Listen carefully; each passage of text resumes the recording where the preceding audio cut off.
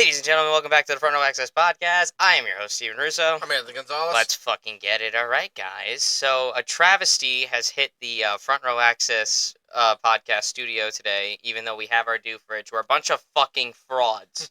We're out of Mountain Dew, and therefore, due to our lack of Dew, we have turned to alcoholism. Yes. It seemed like the next viable option. It seemed like the next viable option. So we got this proper number 12 Irish whiskey kid, Conor McGregor special. Although I am not a fan of your forged Irish stout. That shit was ass.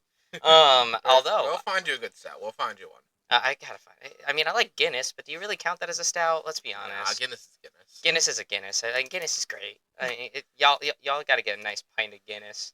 It's nice. If you haven't done it already, I'm assuming A, you're just bad, or B, you're just hesitant because you don't like the color of it. They might be waiting for St. Paddy's Day. Might be waiting for St. Paddy's Day, but at the same time, you guys got to get yourself a nice pint of Guinness. You know, it's really good. It's despite it being dark, it's actually really, really light. To be honest, it goes down like fucking water. But that's not what we're sipping on today. Guinness is great, but we got some proper number 12 Irish whiskey. Conor McGregor's whiskey brand. You guys have seen plenty of it. You guys have seen him promoting it more than anything else. But you know, we're an MMA podcast. Did he give some to Khabib? Oh, he did. He did try to give some to Khabib on his birthday, and not knowing that Khabib ended up being he forgot, a part of the Muslim faith is they don't drink. So, he forgot about that shit, and he was like, why don't you drink? I'm like, of course Conor McGregor would ask, why won't you drink? Because that's all that fucker does these days. He suffers from main character syndrome quite heavily. Oh, yeah. Who suffers worse from main character syndrome? Would you say it's Izzy or Conor McGregor? Ooh, I think Greggy, honestly. Would you say Greggy, really? Yeah. I don't know. Izzy gets pretty dramatic sometimes. Yeah, Izzy's pretty dramatic, but I've also seen his freestyle channel. Freestyle Bender. Yeah. And then, he's up front, he's frank, he'll say if he likes something on it. Also, yeah, they're a great channel. Go check out Freestyle Bender. Shout out Israel Adesanya. Yeah, he'll look at the fights, he'll say what's good about them, he'll know what to practice with.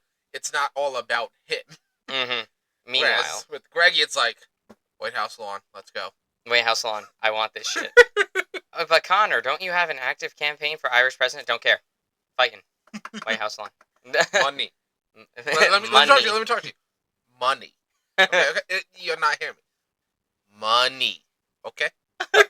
Okay. Money. But anyway, we're promoting his whiskey today. We are not sponsored, but we're hoping that Conor McGregor, if Conor McGregor sees this, he can forgive us for our clowning that we do sometimes. It's nothing personal. We do actually have mad respect for you and what you've done. We just clown on you a little bit. We could scale it back if you want. I mean, I don't know because Mike Chandler. Oh yeah, Mikey Chandler. Oh boy. Yeah. I clown on him too. I don't know if I could, but while holding that shit up. Yeah, it's just what the hell, man. But anyway, we're sipping on some proper 12 and whiskey where we got it in the cups right now. I don't know if you can really see it. Red Solo Cup. We got a Red Solo Cup. Cheers lift you up to another successful week. Let's give it a good go here. Oh, yeah. That's actually fucking fire. I think I made a perfect mixture there. At least for me. I don't know how's yours. That's great. It's great? Yeah, so we're going to be sipping on the whiskey today. Only one. Before y'all get all uppity, I do have a very baby face. I'm 21 years of age, almost 22. He's at his house. I still got to go home. I might have another one of these. Way to incriminate yourself, man. I said might. Might. This is true. This is true. Plus, they don't actually know when I leave after this. This is true. I could go watch SmackDown afterwards. Yeah, for real. Know. But damn, I haven't had a proper 12 in a minute. This was Anthony's birthday gift to me when I turned 21. I'm still working on it. I don't drink a lot of liquor. I'm mostly a beer guy, which our Dew fridge, because we're out of Dew, is stocked with beer. We have Miller High Life and Budweiser in there. So yes, YouTube, before you go and fucking cancel me, I am 21 years of age, almost 22. I don't condone underage drinking, and I always drink responsibly. And same could be said for Ant. He's a whole 10 years older than me. He's Yeah. 31. So, we're chilling here. So, now that our public service announcement is out of the way, public discretion, we had some fights this past weekend, and they were pretty fucking good, man. Well, we had I Noche was gonna say, UFC. but the main highlight was not actually UFC last week. The No. main highlight last week, even though UFC had a banger card, it was actually excellent. Thank you, phone, for reminding me to have to vibrate you. There we go. Yes. Anyway, the main one was actually Terrence Crawford and Canelo Alvarez. So we had the big boxing fight between two fucking generational talents in boxing. It was a very good fight, but there was a very decisive winner. Oh yeah. And Terrence Crawford came up on top. The undisputed welterweight champ of the world is now middleweight champion. So he did it. He beat Canelo. So I mean, that was quite the fight. I believe he's undefeated.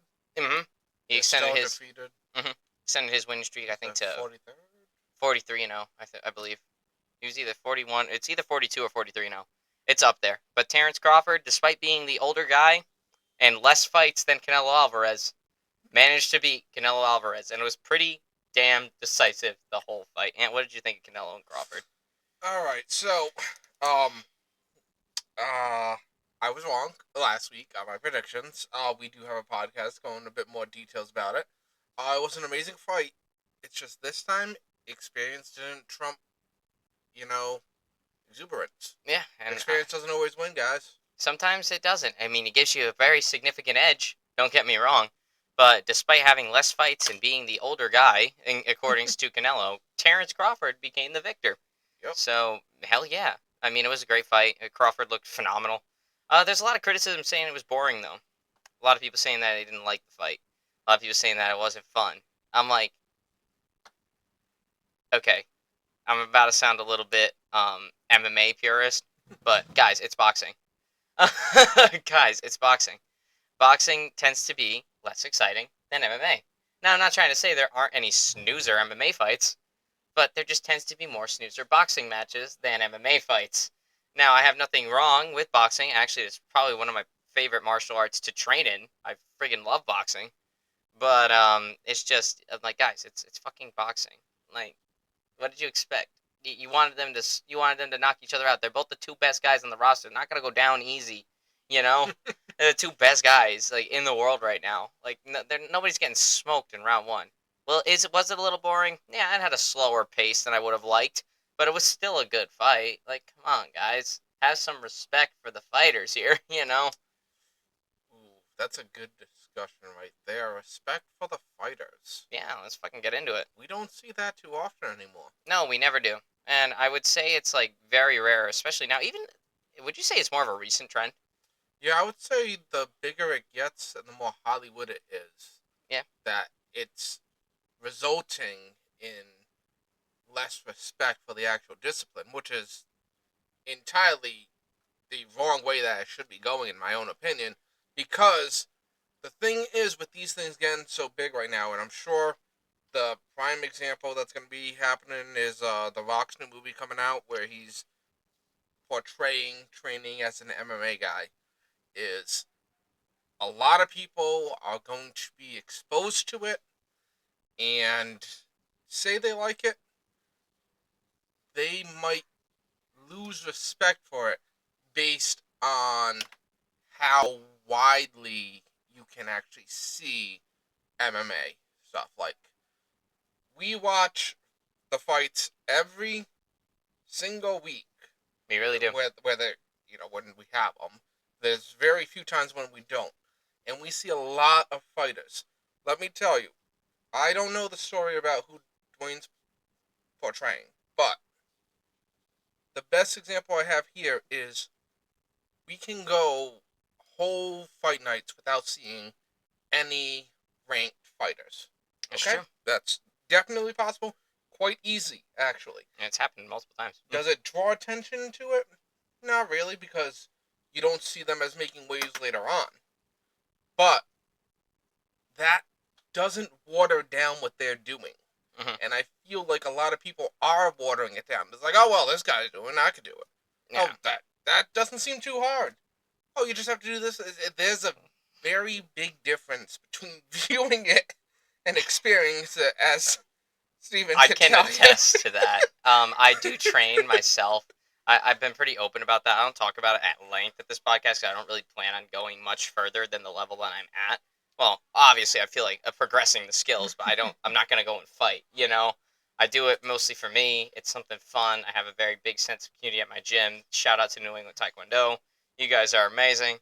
Now, even though it is a Taekwondo school, we do everything. All right, yeah, Taekwondo is our main selling point, sure, but we have kickboxing classes, we have wrestling seminars, we have MMA classes every Wednesday night, and uh, it's very fucking hard, man. Like it's tough.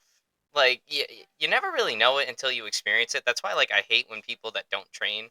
I mean, obviously MMA is for everybody. I think everybody should watch MMA. Everybody should be interested in it because obviously that's what I'm planning on making my life out of. You know, that's why this podcast came to be. Anthony and I had a shared interest in UFC. I'm like, yo, do you want to do a podcast about UFC? And then he's like, let's fucking get it.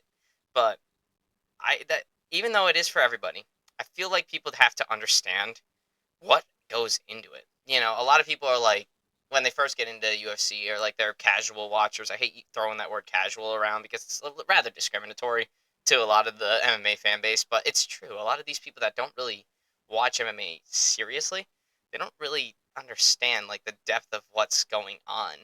Like you've never been kicked in the leg before. Like people are like, "Oh, leg kicks." Like, "Oh, what the fuck's a leg kick? That's not gonna do shit to me, dude." Have you been kicked in the leg before? Like, have you been kicked in the calf?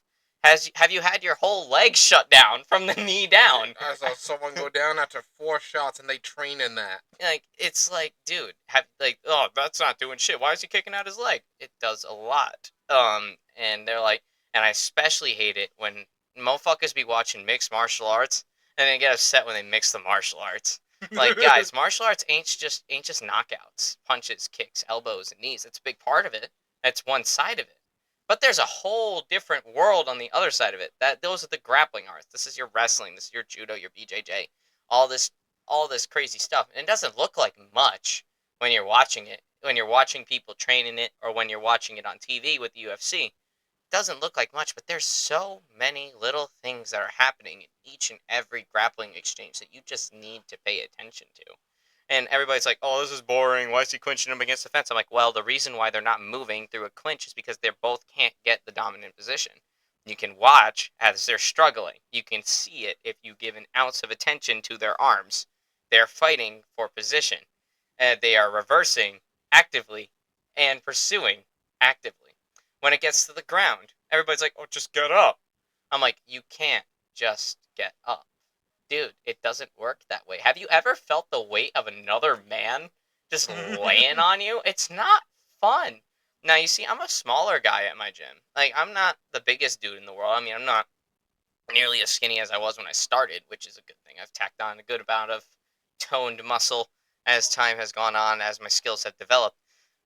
But I'm a lighter guy at the gym, right? So whenever I'm grappling with people that are like 30 pounds heavier than me, 10 pounds heavier than me. Like, and it sucks. And that's another thing that I need you to know is that fighters don't weigh 155 when they get in there. They're much bigger, Once they rehydrate and they get re-up, it could feel like an extra 20 pounds on you, And it's very hard to counter that shit. And it's very exhausting, especially as the bottom fighter. And everybody's like, just get up. I'm like, you can't just get up. Like, you can't do that. It's fucking hard to just do that. There are some people that definitely can, but not often. you know it's like you gotta understand, like, these guys train like day in, day out, more than me. That this is their job. Like, they're training 40 hours a week, like a full-time job schedule, but with training. Like, this is their life. They train in this all the time, and I hate the fact that people are like, "Oh, it's not that hard." I'm like, no, it's hard. A lot of guys that watch this sport and a lot of guys that like just exist in general, I think it's a culture thing with guys. They think they're better at fighting than they actually are. Oh, that's just the macho man syndrome. Everyone I'm wants to be like, macho. I'm like, no. Trust me. If you yourself, with no training, go in try to fight a trained professional, it's not gonna go over very well for you. If you want to fight somebody that has fight experience, that's seen it as a guy that's just sees red, or a guy that will hang in there, it's not gonna work.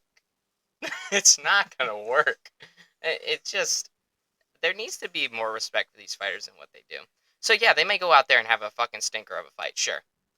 Boring fight, fine. You can call it a boring fight, but understand the process that it takes for them to get to that rather boring fight. That's a lot of training. That's a lot of discipline. That's a lot of soreness. That's a lot of pain. That's a lot of bumps. That's a lot of bruises. That's a lot of cuts. That's a lot of falls. That's a lot of getting back up. That's a lot of days where you just don't want to do it anymore. A lot of burnout in the Injuries sport. too. Hmm? Injuries too. Fucking this sport is plagued with injuries. There's always that factor. Like you always are running the risk of getting injured because just the way that you train.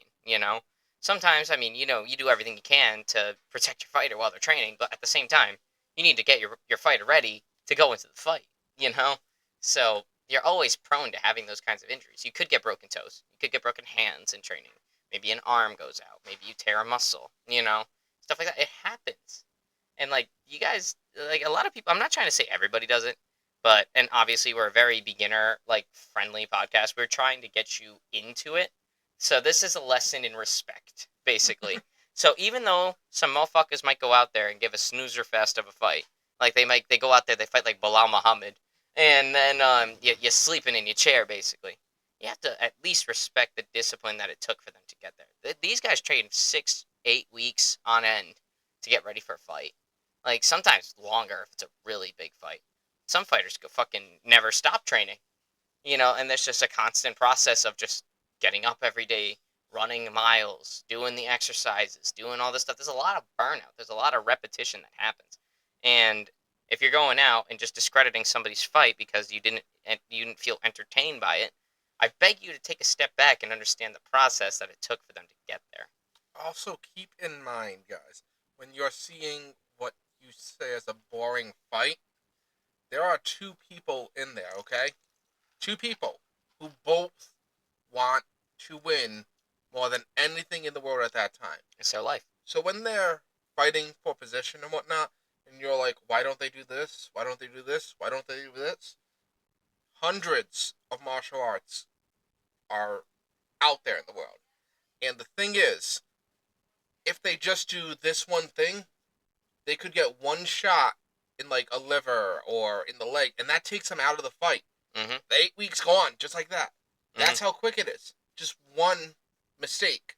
And they are doing everything they can in that octagon to not make a mistake. That one mistake. So, if the match goes on, then that is because they are both countering each other so that they can't get a decisive win. And even if you think the winner put on the boring fight, keep in mind the loser put on a struggle fight. And they struggled for 15, 25 minutes, giving their heart out in there. So yeah, you'll have some of those. But you gotta understand, it's not fun and games.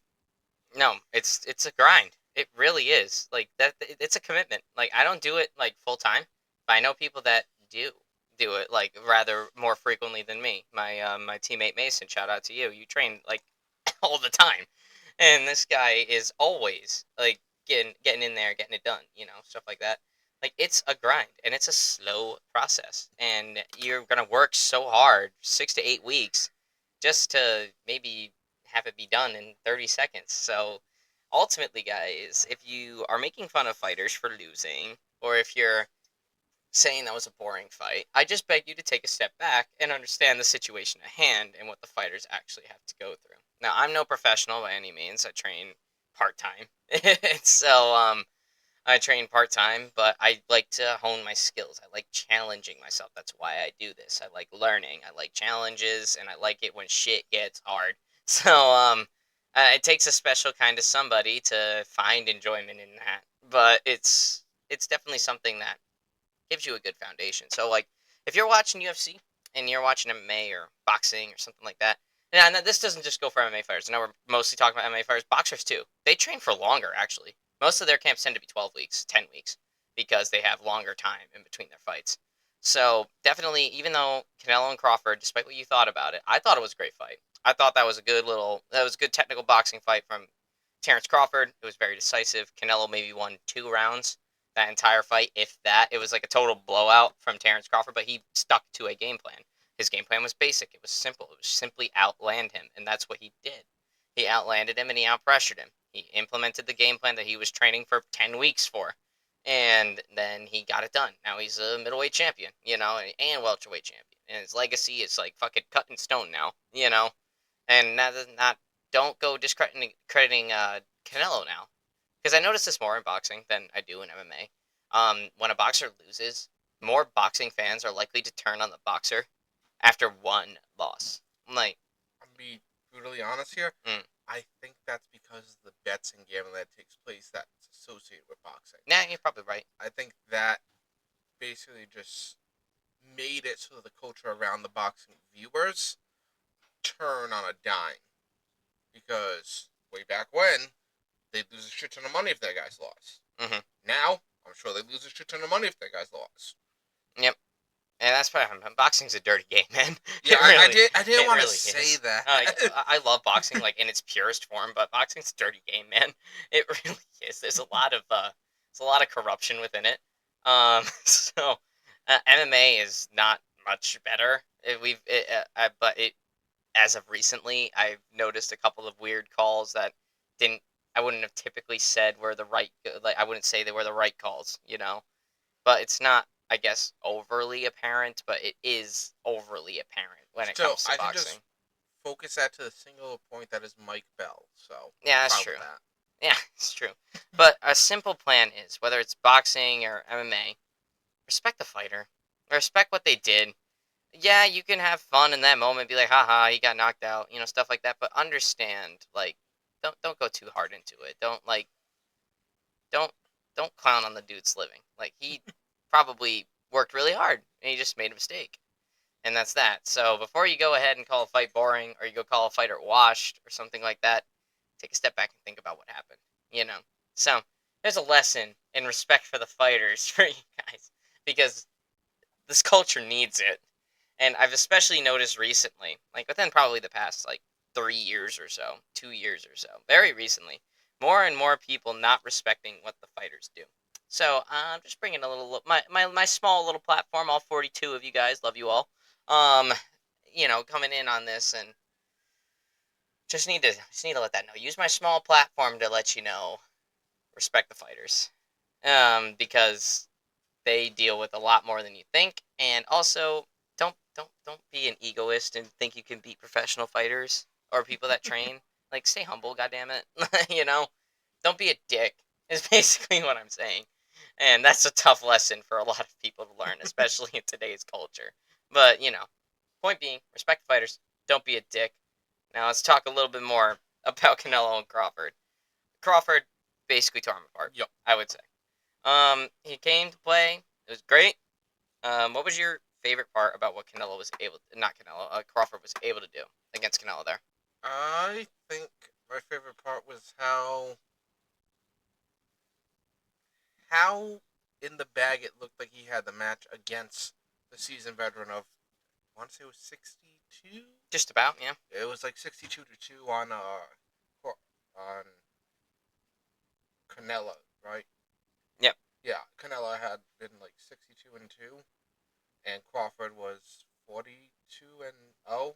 Now 43-0. I'm pretty sure. Hmm. And it was just I went in there thinking, okay, so Crawford is going up a weight class. I already don't like that. He's a younger fighter. I am hesitant on that. I'm not against young fighters. I am not. But experience does count for something. And so I had originally given it to Canella because it's more like the young buck trying to go Hmm. and prove himself. And usually the safer bet, I would say, is a more experienced one. And he did have more That's fights. Just that, that's what I go by, and Mhm. that's what I think. And the way that Crawford handled it was to the extent that I'm like, I don't follow either of these two, but I'm like, why did I think Canelo had the shot there? It's like Eh, he's not doing much this round. yeah, he There, didn't. there were two of them that he did some stuff, and I'm like, okay, can I get more of that? But for the most part, it was just I'm I'm surprised that at best I could give another two. Honestly, I thought it'd be more even a But that, fight. yeah. My respect to Canelo for taking this fight. That's a very hard fight for him, and especially as the younger guy. He was definitely trying to prove himself here. Younger but more experienced, which is a bit of a weird dynamic. But it's just Crawford was so crispy. And that's what I like the most about Crawford in this fight was he just so slick. He was just able to impose his will on Canelo as much as he pleased, and Canelo really didn't have an answer for what Crawford was doing to him.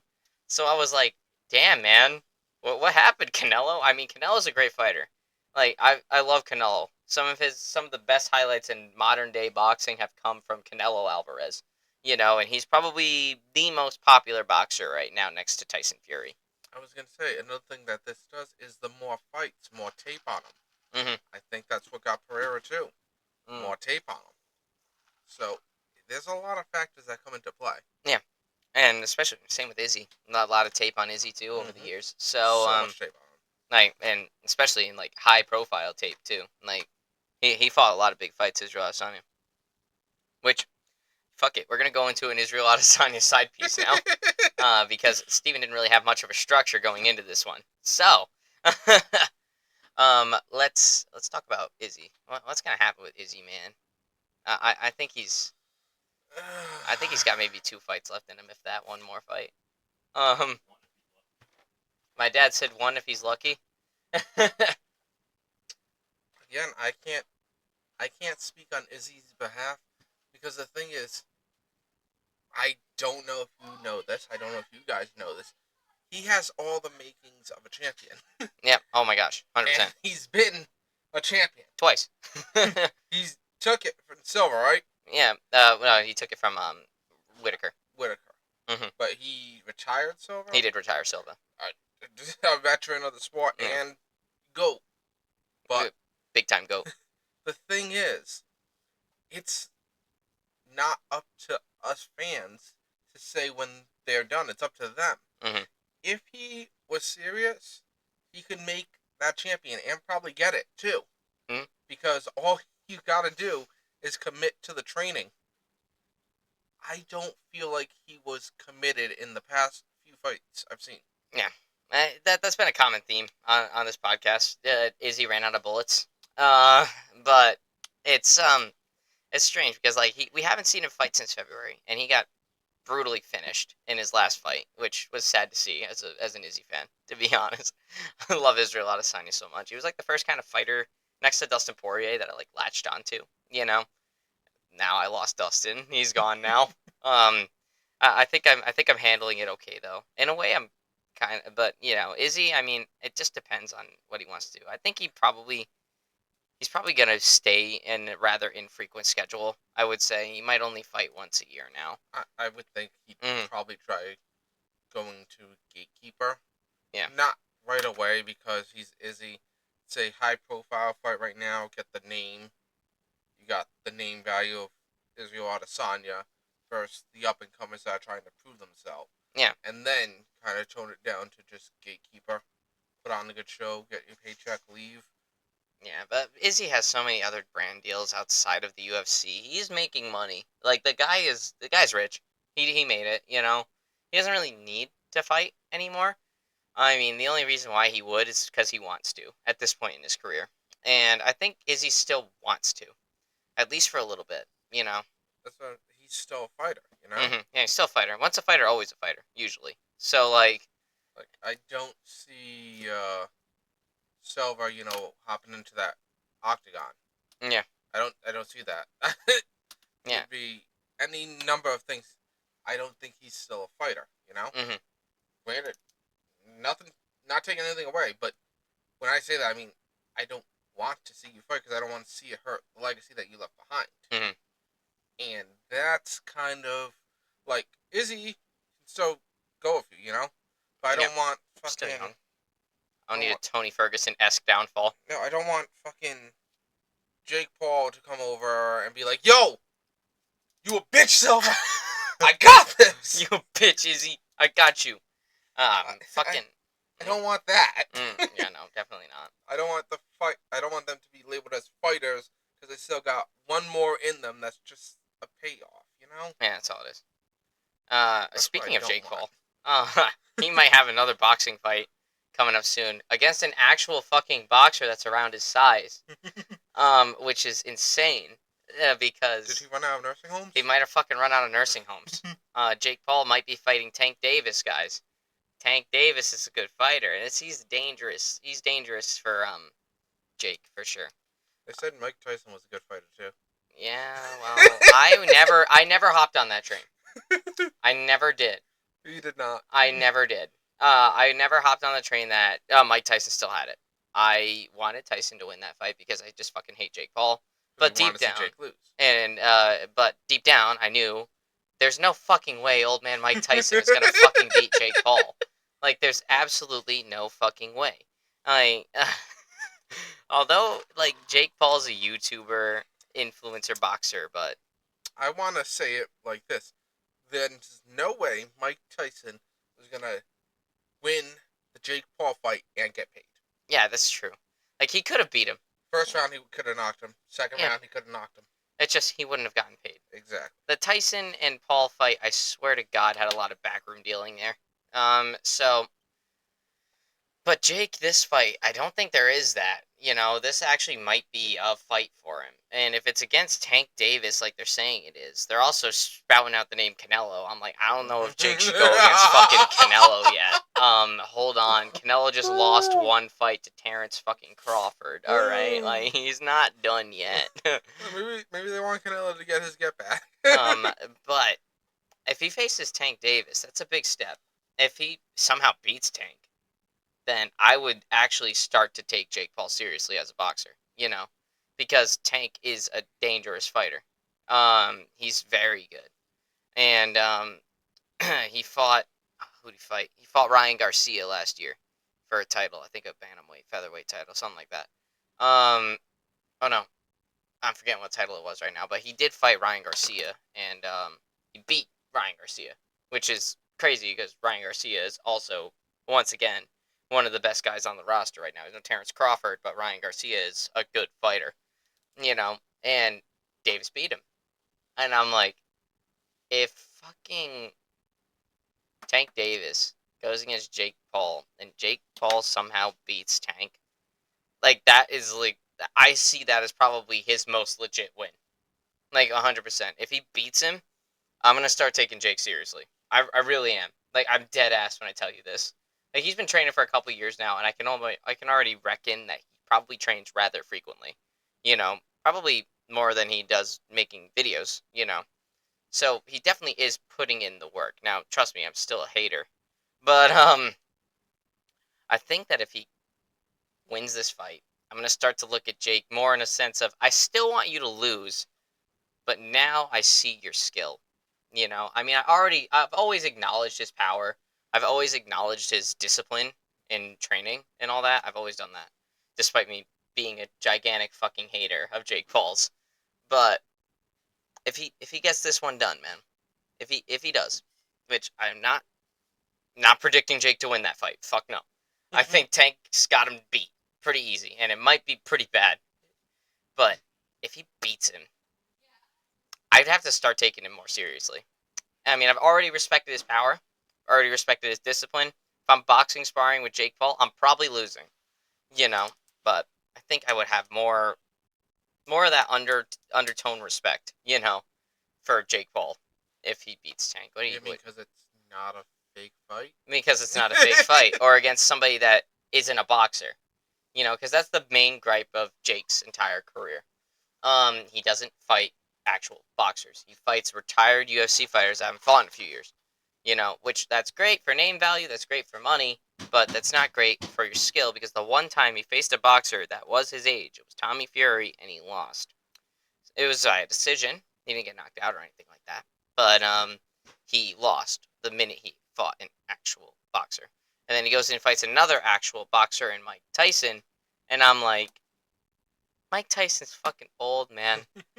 Like everybody, I said it on the Mike Tyson Jake Paul podcast. Everybody's like, "Oh, he looks good. He looks good." I'm like, anybody can look good in a pad routine. That's like the big like anybody can put together a combo of like a combo of punches that makes you look like a total badass. You know, um, but if this fight gets confirmed, Jake somehow beats him, more respect will be earned for sure. And I'm actually gonna start considering him as a boxer. I don't know, man. What are you thinking if Jake somehow beats Tank Davis in that hypothetical fight that isn't confirmed yet? If such a hypothetical situation were to happen, I would say, Jake, this is the door that you needed to be invited into the boxing Niche industry, competition pool, discipline. discipline. Yeah, Because everything you've done before this has just been namesake, payoff, pat yourself on the back. That's all you've been doing. mm-hmm. You can deny it all you want. Everyone fucking knows, That it's. and you'll still deny it. Which, I mean, stick true to your gut.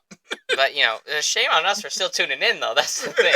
But we keep tuning in because we want to see him lose. So you know, we want to see Jake Paul get exposed. But yeah, if that fight happens, this is the time for Jake to prove that he actually can be a boxer. You know, only took him fucking 7 years, but you know, here we are. Because I think his first boxing fight was against Deji in 2018, and he won. So yeah, it's been a little while, and he still hasn't really stepped in the door like that. This would be a big step in the door for him. It reminds me of what they always say about M, even though I hate comparing the two. But they say, "Oh, he's a guest in the house of hip hop." You know, Mm-hmm. it's you are a guest that brings eyes to the sport, Jake, and they appreciate you for that. But if you want to be invited to be a member in that house, you are going to have to be taking more serious threats as fights, like Tank Davis, was it? Tank Davis. Yep. Like Tank Davis. People who are still fighters, they're not retired, they're around your goddamn age group. Stop picking on the elderly. It's not fair. That's also against the law. This is abuse on the elderly at this point. This is assault on the elderly. Stop raiding nursing homes.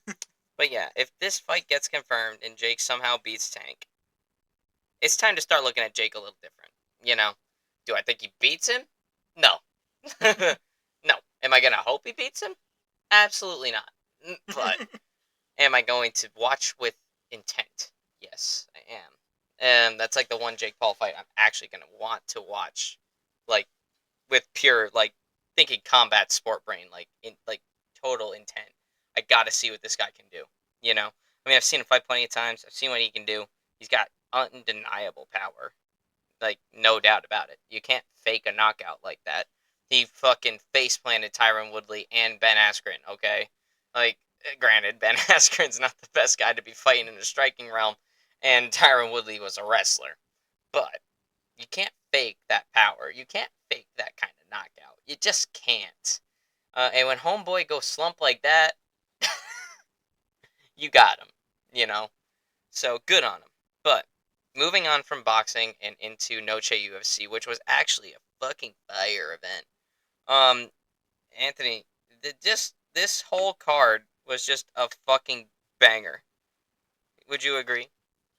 Yeah, it was actually kind of a weird experience because this was just me and you watching, We usually have a lot of other people around. Yeah, we usually Saturday nights here are pretty poppin'. We have a lot of people. It was just Anthony and I last week because well, shit got in the way for the rest of the fight crew.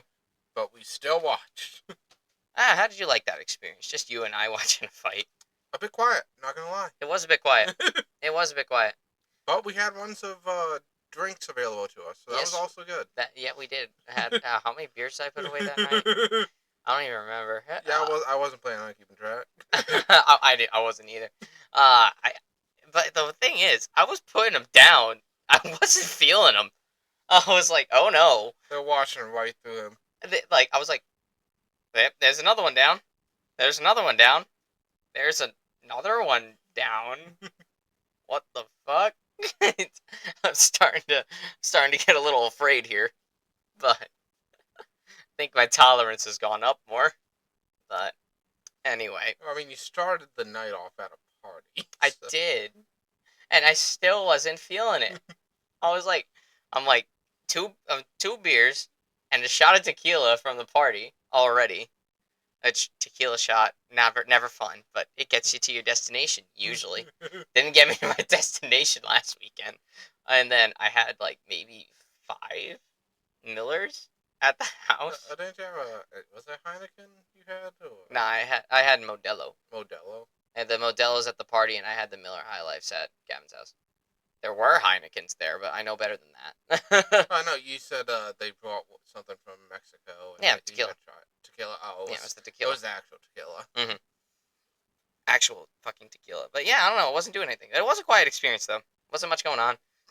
Plus, I was house sitting that We had week. dogs running around us. We did have some puppies. And a kitty upstairs. We were at my co-host, my other co-host Gavin's house. He went on vacation last weekend, so I was house sitting for him. I think that's another reason why I just wasn't comfortable, because like I'm never comfortable when I'm at other people's houses. Never am. Doesn't matter how many times I've been over there. I never am. So I think that might have been it. Plus that kitchen's a fishbowl, and it was just the two of us in it. Whenever you spoke something, it just bounced throughout the entire house. So not dissing on your house there, Gavin. Your house is great. It's just I'm not good outside my house. I was really tired too, despite going to a party and having some drinks and coming home and having more drinks. But yeah, it was very quiet. It was weird. It was definitely a different dynamic than usual. Because even if we have like fights here and it's just you and I, because it's happened before, it's usually a little bit more animation too. Like, yeah, we got your parents and Mm-hmm. the dog. Yeah, it's all that, but just there it was just us. That was it. Like it's just us. We're both at another person's house. Like, okay, here we go. We should have trashed the place. Yeah, we should have just threw a fucking party. I should have invited all my cigar people, but they were all at a party that night. Brought the other party over from across the road. Yeah, I should have. They started whining off. Yeah, we probably should have. But anyway, good night though. Great night of fights. A lot of excitement, and obviously, let's talk about that main event. Diego Lopez, Gene Silva, man. Gene Silva looking to tap into his good old fucking last Ronin energy. Yep. After watching his brothers lose their fights. And he himself lost the fight. So he was not able to avenge what his brothers were unable to do. Diego Lopez. And what is it with the spinning fucking elbows this year? What is it? Because Diego Lopez won by round 2 knockout. 4 minutes, 48 seconds into round number 2. And he knocked out Gene Silva with a fucking spinning elbow. Bro. Is this a new trend? Is this what we're going to be doing now? Are people just going to start throwing fucking spinning elbows now? Well, the spinning elbow's always been a good knockout move, you know? It is. I mean, Yuri Prohaska did it. Then, of course, we had Lerone Murphy do it. We had, who was the other guy that did it? Trying to remember. Lerone Murphy did it. Carlos Prates did it. So it was definitely something crazy. I was like, holy shit. What is up with the spinning elbows? It was a great knockout, great win from Diego Lopez. What happens to Diego Lopez from here? Coming off a loss to Volk, obviously, and just bounce back. Lerone Murphy's looking like he's going to be the number one contender to fight Volk next. Does he get Mav Saravoyev? Does he get Yair Rodriguez? Or does he just get the loser of the featherweight title fight? Presumed featherweight title fight that might happen. Those are the only people I can think of. This is difficult because it's messy. It is. It's a little weird. I would say. You said Brahofska is available? Not for Oscar. Yair Rodriguez is available. I'd say give him that match. That would be a good fight. Then we have our featherweight match, Mhm. and then from there, we can plan on where to move forward. Yeah, because it's weird. Because good old Diego Lopez, he's in a tough spot. He just lost the championship fight in decisive fashion. Like, that wasn't even a contest. And, like, yeah, he knocked down Volk in round 1, but Volk got right back into it, you know? Like, he wins that match. But then, now he goes and he wins this match. I personally think once you lose in a title fight, you need 2 more wins before you can get back up there. Yeah. Unless it's like round 1, first 10 seconds. Yeah, then you can get your rematch clause. But even though this was stunning fashion, it still took a bit to get there. Took a bit to get there, and we also had somebody win in stunning fashion for you. So I, honest to God, think Lerone Murphy is the number 1 contender at featherweight right now. 100%. I think he faces Volk next. Does he beat Volk? Yeah, I don't know. We'll have to watch and see. I am intrigued by that fight. I really am. I haven't really had time to think about it because I'm not really too worried about it right now.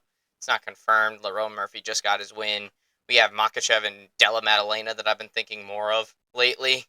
And then, of course, you have Aspinall's first title defense as the undisputed champion now. Thank God. So, it's like, I've been paying more attention to those fights, and then I'm not really paying... I mean, I'm paying attention. I care about Pereira and Ankalaev happening again, don't get me wrong, but I think... we obviously are not doing that podcast for a couple weeks, but... I can already tell. But I think you can already tell by the tone of my voice speaking about this matchup who I think is going to win. And I think it's going to be good old status quo. Might even be worse this time around with Magomed Ankalaev and Alex Pereira. Do I know what Alex Pereira does from there? No, not really. I haven't really thought about it too much, but I've mostly been thinking about those 2 matches. The Aspinall match and Maddalena and Islam Makhachev the most. And then, of course, Zhang and Valentina as well. That's probably the one I'm paying most attention to be honest. Then we got Ilya. We have Ilya Topuria. I mean, Topuria just knocked out Charles Oliveira. So, he's in need of a person to fight against. Do I know who he fights against? There's really nobody at 155 I can really think of right now. Besides Justin Gaethje. And even Justin Gaethje's a bit of a stretch, you know? And if he does fight Gaethje, good old Topuria here. Sorry, Gaethje, I love you, but I don't think you're winning. I'm gonna hope you win. I really am, but I think you're gonna get flattened. To be honest, it's like the only guy I can think of at 155 besides Arman Tsarukyan. But Arman Tsarukyan's being a tough negotiator right now, according to Dana White, obviously. But Max is hungry. Max Holloway is right there. He did just beat Dustin Poirier. He called him out afterwards. And he did say, I have a history with the champion, Dana White. Call me up. Let me know. Well, that I think it depends on if Ilya wants that match. Which he might. There's plenty of differences from then and now. Mm-hmm. Obviously, we've seen Ilya fight a couple more times since then. Max is coming off a win, so that's good for him. Pretty big win, too. And they're going to be in a different weight class, so I mean, all these things factor into that. Mm-hmm. So, just leaving that on the table. Max is also there. Yeah, 155 is just kind of an open book right now. There's not a lot of clear-cut number 1 contenders, so you can make a justification for just about anybody to go in there. I mean, Arman Tsarukyan, I would arguably say, is the rightful number 1 contender. Yeah. But apparently, Dana White said it. I mean, take Dana White's word with a grain of salt. But, you know, Dana White said that Arman Tsarukyan's negotiation terms are a bit tough, and that's why he hasn't fought at all. So I mean, it's like it's a tough competition right now at 155. It's kind of an open book. I don't really know what they're gonna do. But yeah, all these things are weighing more than Pereira and Uncle Live. Ankalaev. I think that one's just gonna be business as normal, man. Like, but obviously we'll make the official prediction by the time we get there. Maybe I have a fucking We revelation. could be feeling a lot different. We could be feeling a lot different. We could have a revelation right before the podcast, We or could see some stuff that looks good coming out of a different camp, some stuff that looks bad out of another. It could be called out. it could be we're sitting there on a couch and all of a sudden we're like, you know what? That guy. You know, that is also prone to happening. But I don't know. 145 right now, in a weird position. I think Lerone definitely needs to get Volk next, 100%. Yep. If they're not going to give it to Mobstar, give it to Lerone. And honest to God, I think Lerone deserves it more. Seeming as he just made a fucking name for himself last pay per view. Evloev isn't really fighting anybody right now. He hasn't fought in a couple years. Not a couple years, about a year. And I think it was against Aljamain Sterling, in which he won, but it was a tough win. You know, I walked out of that fight like, I don't know. You know, I'm like, I don't know if he won that fight. I'm like, I don't know. But you never know. So maybe they do Mobstar and fucking Yair, and then winner gets Diego. Or maybe Diego goes and fights one of those guys, and then Rodriguez or Evloev gets whoever wins that fight. You know, it's kind of weird at 145 right now. There's a lot of people that are like right there that can get there. And obviously, Yair Rodriguez coming off a big win against Patricio Pitbull in Patricio Pitbull's debut. He looked like $1,000,000 out there. Yep. I totally underestimated Yair in that fight. But nah, he looked like $1,000,000 out there. So I mean, and I honest to God think Diego Lopez and Yair Rodriguez would sell. I think that'd be a really good fight that you can push. Mobstar, rough. I think Mobstar might need to fight down again. I don't know who he'd fight, but it's a little bit tough right now at 145. But definitely one thing is certain. I think Lerone Murphy gets Volk next. After that fight happens, then I think we can go from there. We will give you another state of the weights before the end of the year. Yeah, we'll probably have to do that soon, to be honest with you. Maybe after these title fights are done. We got a lot of title fights coming up soon. So maybe after those title fights come and go, we'll assess the situation again. We haven't made one since August, and You mean last month? yeah. Fuck. August feels like yesterday, but so long ago, all at the same time. Yeah, so we did do one in August last There's month. been lots of movement since then. Just goes to show how fast this is. A sport lot is. of fights confirmed. We got a lot of fights speculated. We will update you. It'll probably be the one we do at the end of the year. Yeah, probably December-ish or November, one of the two. November after Makachev and Della Maddalena would probably be our best bet. But we could probably do it even like just in December is one of those because we're gonna be hurting for content once January comes around. UFC goes on their break. But I don't know what they're gonna do with the Paramount Plus deal. I mean, they could start one up real quick, maybe give them like 3 weeks, and then they'll come back with something rather than 5 weeks like they normally do. But I don't know. It's complicated right now. A lot of speculation. There's a lot of what ifs. There's a lot of movement. So we'll get back to you on that. But Diego Lopez looked like $1,000,000 in there, and definitely still showing that loss to Volk, he learned a lot of lessons, and he took those lessons, he applied them, and he fucking showed up against a very dangerous guy in Gene Silva. I'm one who would argue that a loss is never really a loss if you learn something from it. Yeah, it's only if you stay down and quit, then you become a certified loser in Max Holloway's viewpoint. Because you never really lose unless you give up, man. Because if you give up, then you're just a certified loser. I also do want to talk about Rob Font getting destroyed by David Martinez. That was sad to watch. I love you, Rob Font. Good effort, but you weren't winning that fight. Also want to give a little bit of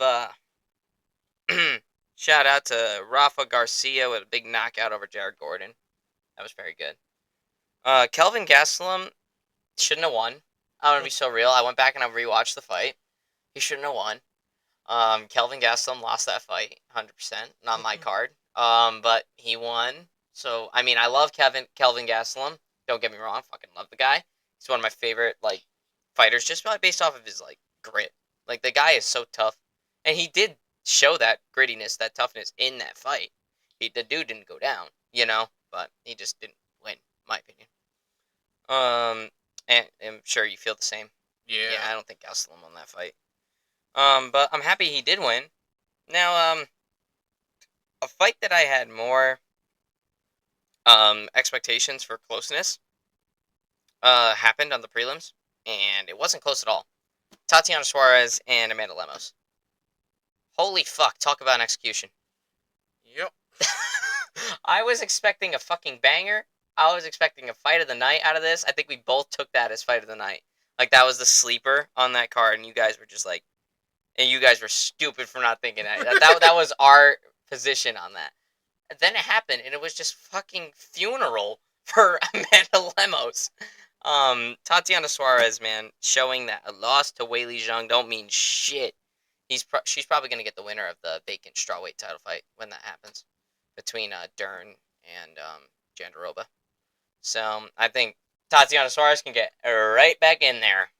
After a win like that, there was a fucking execution of Amanda Lemos. And it was kind of sad to watch, I can't lie. I love Amanda Lemos, but I didn't find it sad to watch because that was someone again they get back from a loss.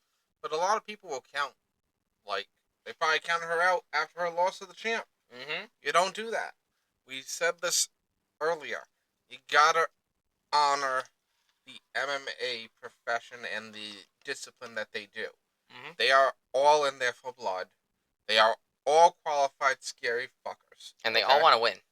And they all will go to extreme lengths to win. To secure that win.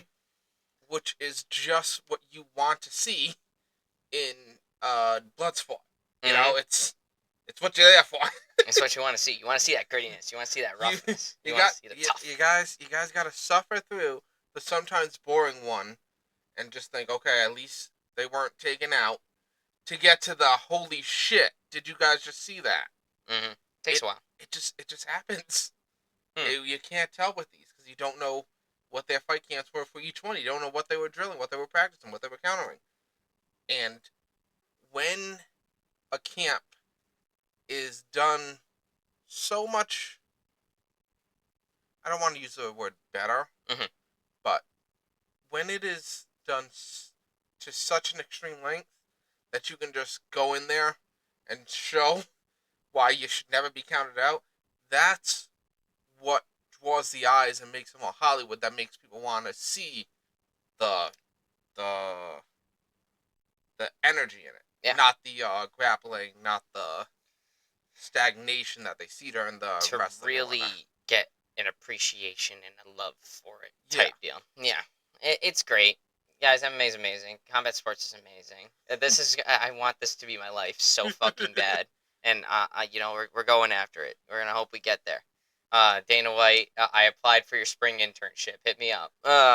That's actually true. I did apply for a spring internship at the UFC. And I'm imagining if you get a text message from him saying, "Hey, I saw your podcast." Just, oh shit! I'm sorry if I offend you in any way. Sorry if I offended you in any way, but nah, he probably respected the hell out of me for it. To be honest, Dana White's a pretty pro free speech guy. Maybe so hopefully that'll stay. I mean, it's not like I do it out of personal bias. I just see flaws. And maybe I don't know the full story. That could be the big thing. I don't know exactly what happens. But, but just from speculation from what the surface level tells me and from what I can infer, that's what I tell, So it takes consideration. But if I did apply for the spring internship at Corporate Communications. So, I mean, hit me up. I'll go to Vegas for a fucking summer if I need to, alright? That'll be fine. I just don't know how the housing would work, but, we'll get there when we get there. So, I also applied for WWE, too. So, that's a little bit easier. It's just in Connecticut. It's a train ride away. But, I wonder if TKO just has a fire on you. Just oh. Oh, it's this kid. Anyway, I mean, I don't really got much else. I think we hit all the points that I wanted to hit on, unless you had something else you want to talk about. Time for the memories. TKO just has a fire. I'm just like, this is the one that kept shitting on Disney, isn't it? Uh-oh. Uh-oh. Whoopsie. And we were gonna slightly mention the return of Cody Rhodes in Wrestlepalooza. Ah, yes, Wrestlepalooza. I totally forgot that angle. Yeah, so Cody Rhodes came back last week on SmackDown, guys. He had a son recently, so he was off TV for a little while after winning against John Cena at SummerSlam. So now that Cody's back, Steven's back, and now I'm watching wrestling more. Um, so that being said, WrestlePalooza is this weekend. It's on Saturday and it's on ESPN Plus, guys. It's on ESPN. This is WWE's debut on ESPN. It's gonna be free. I just looked it up. That's awesome. They're not gonna do a pay-per-view for this one.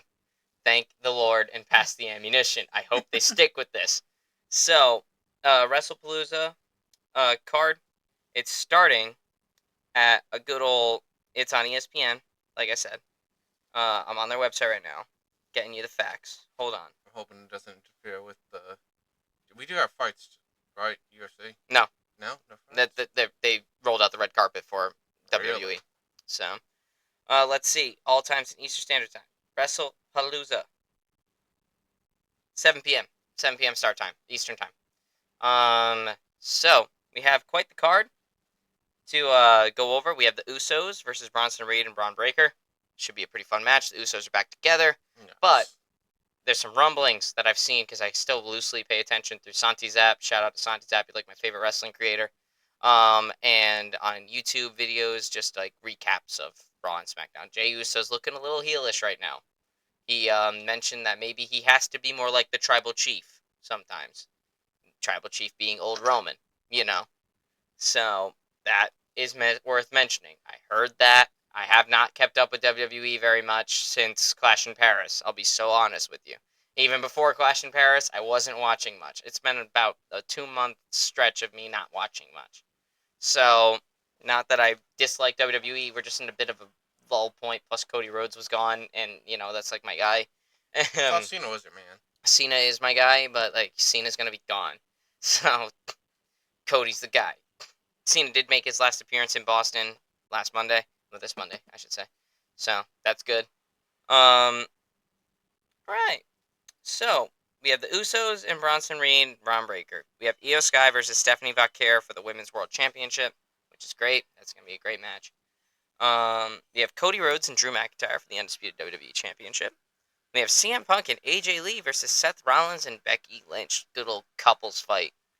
We love this shit. WWE doesn't do this shit no more. Do more of this, please. What else do we have? Is that it? We just have 4 matches on this card. Might be why it's free. Might be why it's free. Yeah. Other matchups on the fight card. I'm fucking forgetting the big one. The one that's starting off the night. John Cena and Brock Lesnar. So, there's your 5th match right there.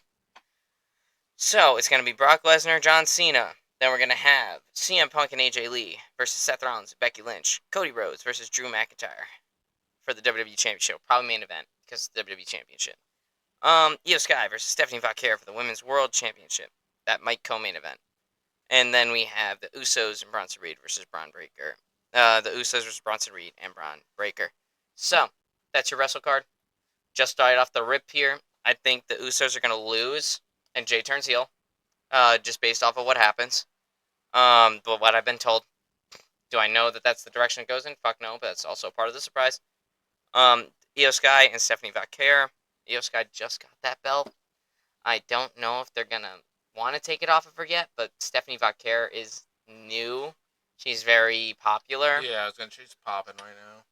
So, that being said, I don't know what they're going to do. Because Io Sky's finally getting her flowers that she's always deserved. And they could keep reinforcing that by making her win this match. But Stephanie Vaquer's like their homegirl right now. So this match is a bit up in the air. But based off of how WWE is and how this is the first event on on ESPN, they're probably going to want to do a title change. So I think this might be where the title change happens. Io Sky will probably drop the belt to Stephanie Vaquer, I would say. Yeah, I'm with you there. I think they're going to want to make a big show out of it. This is not even going off of storylines. I have not paid attention to the storylines. I'm going off of business right now, which might be better than a storyline sometimes. But anyway, moving on to Cody Rhodes and Drew McIntyre. Drew McIntyre's been screaming for a title this whole time, but he's not going to get it here. I don't think they're ready to take that belt off of Cody yet. He just came back after having a banger match with John Cena. I can't see them having Cody drop to McIntyre right now. Do I think Cody will eventually drop to McIntyre? Yes. I do believe that this is going to be their next big feud. So I do think that now that McIntyre's on SmackDown, 100% that's what's going to happen now. So I will say eventually I think Drew McIntyre beats Cody Rhodes and becomes WWE champion again, but not at Wrestlepalooza. They're going to want to keep their guy on top. They're going to want to show how strong their guy is, how strong their WWE champion is. So therefore, I'm taking Cody Rhodes to beat Drew McIntyre here. Anyway, what are you thinking? I got Cody for this too. Yeah. I do think that Drew has been putting in the work to get a championship. I just don't think it's going to be now. I'm not even sure if it'll be Cody's. Yeah. I would say it's I would probably maybe Survivor Series to give it to Drew, but even then, I can't wreck it. Maybe that's the WrestleMania main event. Fuck it. Maybe this keeps on going for a little bit, and then the WrestleMania main event is Drew McIntyre and Cody Rhodes, and that's that. But that I'd actually be more of a fan of that, to be honest. Have Drew McIntyre win the Royal Rumble or something. That'd be pretty cool, to be honest. But do I think that Drew McIntyre will beat Cody Rhodes eventually? Yes. I do think that that he's going to be the one to. He was actually, before John Cena announced his retirement tour, I originally thought that it would be Drew McIntyre that dethroned Cody Rhodes. Really?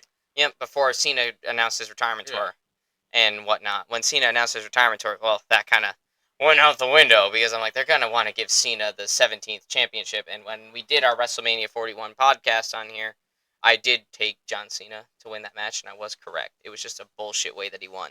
But anyway. I will say I figure that when he gets it's going to be off Seth. But, I mean, Seth's still the World Heavyweight Champion, and I think he's the right person to hold it right now. He's a pretty powerful guy in the WWE currently.